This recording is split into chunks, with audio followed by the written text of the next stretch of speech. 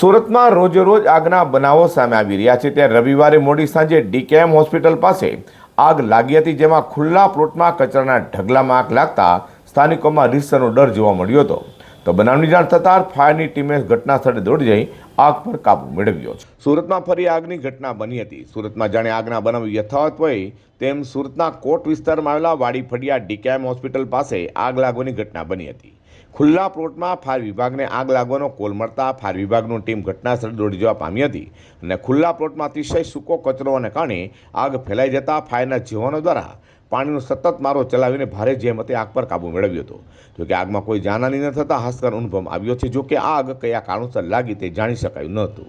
હા, મારું નામ સબ ઓફિસર રસિક ગામિત.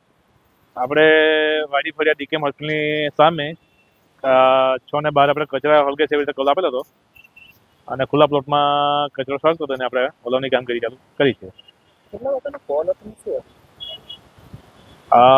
કચરો છે અત્યારે તો, અને આપણે ગાંધી શેરી અને નવસારી બજાર અને મજૂરાથી આપણે ગાડી મંગાવીને અત્યારે કામગીરી ચાલુ કરી. કેટલા વાગ્યાનો કોલ હતો? 6 ને 12 મિનિટે આપણે કોલ આપેલો હતો. ડીકેએમ હોસ્પિટલ પાસે મનપાના ખુલ્લા પ્લોટમાં કચરાના ઢગલામાં આગ લાગતા ફાયરની 3 થી વધુ ગાડીઓએ સ્થળે દોડી જઈ આગ પર કાબૂ મેળવ્યો હતો. તો આ જગ્યા પર અગાઉ પણ 3 થી 4 વાર આગની ઘટના બની હોવાની ચર્ચા જોવા મળી છે.